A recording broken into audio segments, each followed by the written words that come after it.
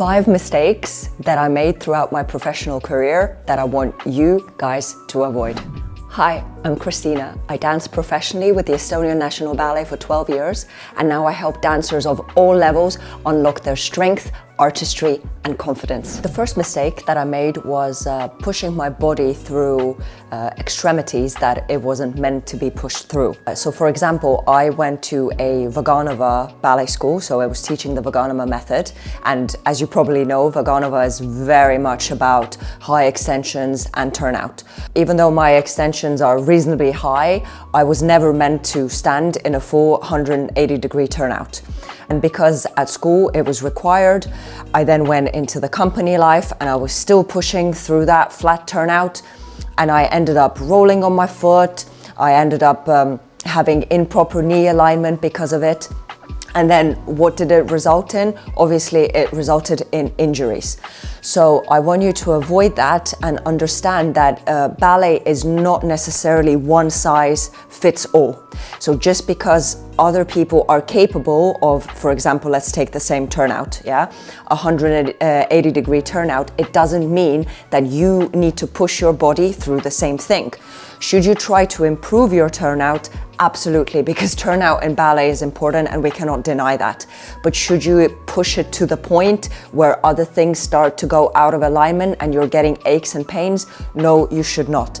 There are so many beautiful dancers out there that do not have flat turnout, that do not have the most amazing extensions, that don't do a record number of turns or have the highest jump, and they're still beautiful dancers. So I do highly encourage you to, obviously you need to work hard, you need to push, but don't push or try to mold your body into these extremities that it is not capable of handling. The second mistake that I've made, and this was more so during my professional career, was always thinking that all pain is good pain.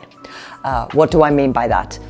So obviously when you do ballet, especially if you're already a professional or you go to a professional ballet school, but even if you're an adult dancer and you do ballet multiple times a week, you're going to have muscle soreness, things will ache if you're pushing a lot, and you need to really distinguish between regular muscle soreness or your body just feeling fatigued and between the pain that is bad pain.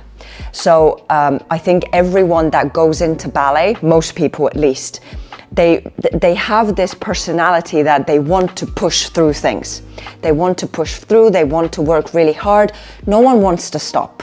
Especially if you're at a ballet school or a professional company, you don't want to be the one that says, I'm sorry, can I mark this right now because I'm in pain? I'm sorry, can I not do this performance because I want to do another performance that is coming because I'm in pain? You don't want to be that person. And it's really, really sad, and I'm sure we all know, if you need to be the one that is sitting on the side watching everybody else dance. It's one of the worst feelings in the world. And so many times, again, way more times than I'd like to admit, did this happen to me. I had a pain. I couldn't tell immediately that it was necessarily a bad pain. I kept pushing through that pain because I didn't want to stop, and I felt guilty for stopping.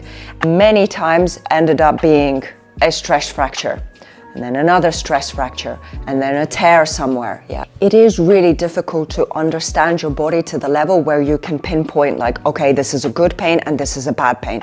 But if it's something that, you know, you've looked after your body, you've rolled out, maybe you got a massage, you took a few rest days, you come back and it's still exactly the same, then it's probably something that requires your attention, and maybe you need to take a few days off, because so many of my personal injuries I think could have been avoided if I attended the problem right in the beginning. I took those few days off and then it may have been fine. But instead, what everybody likes to do is they want to, you know, maybe it's a little bit of the playing the martyr in front of your peers, like, oh, look at me, I'm pushing through this pain, I'm so strong. This is not going to work for you in the long term, yeah? And it's not going to work for your body.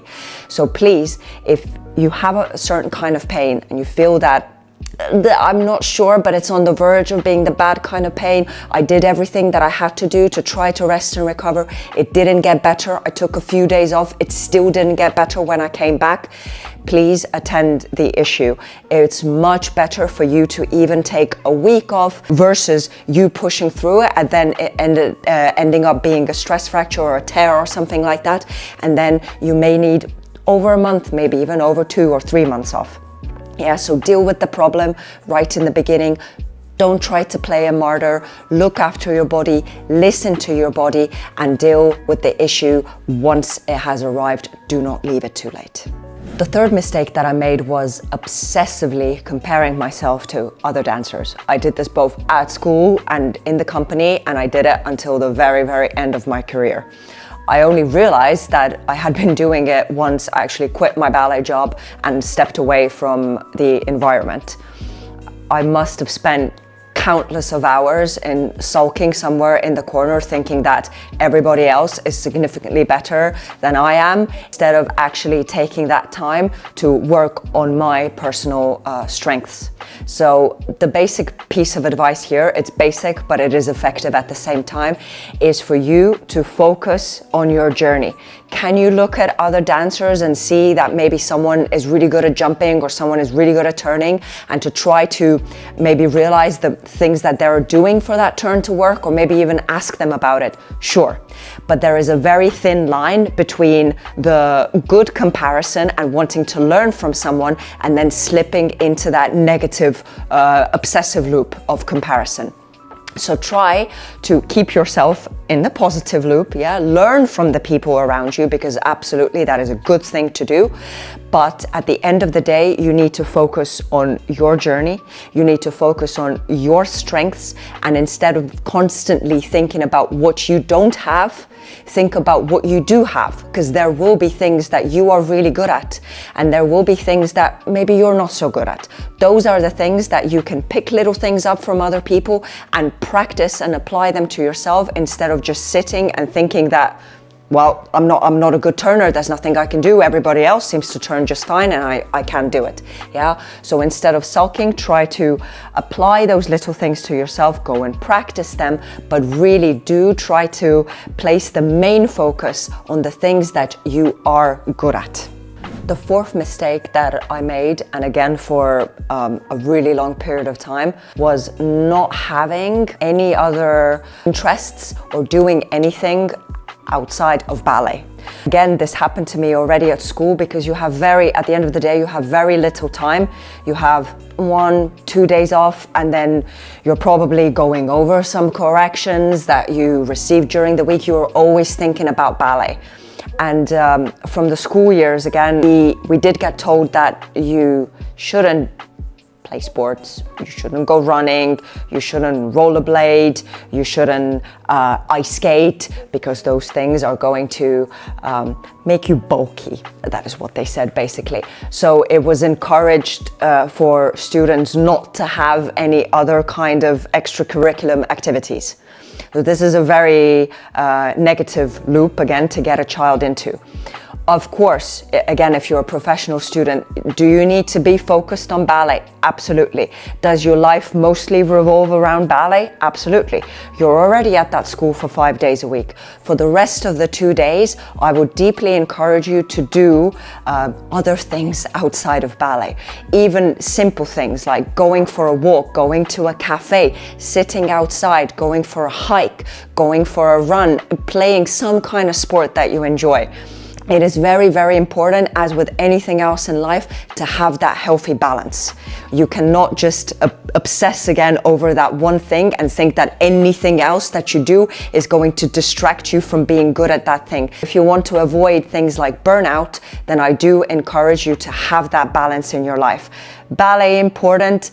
Other aspects of life, such as even just going for a dinner with your friends, also important. So put those two things together, and don't believe when somebody tells you that you need to solely just focus on ballet to be good at ballet. But you can also have other things that interest you and other sports that you can play and enjoy. Fifth mistake that I made during my career was being overly competitive. that stemmed from the school years and carried on into the company life. Do professional dancers compete with one another for roles? Yes, they do. Do they compete with one another to get contracts at ballet companies? Yes, they do. But there's something very important that I realize now after working together with a lot of adult recreational dancers, and it's the fact that their community seems to be very tight-knit and very supportive. And they've all told me that.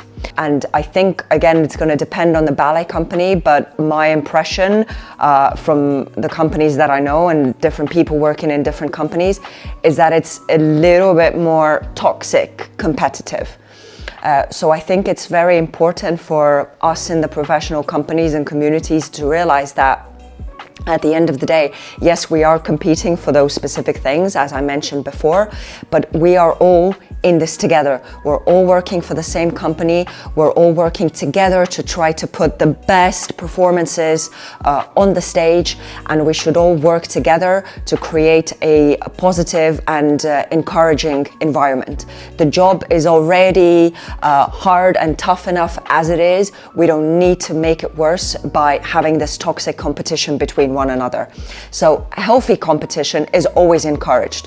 I cannot sit here and tell you that there's never going to be any competition in ballet. That's just simply not true. There will be. Remember that you are all working towards the same goal. You want your company to succeed. You want your company to do really well in your performances. So it's important that you all stay close and you all work together as a team. So this is it, guys. These are the 5 mistakes that I made, and I really hope that you can learn from them and not make the same mistakes yourself. I was a little bit nervous for this video because it's my first long form video for YouTube, but I really hope that you enjoyed it.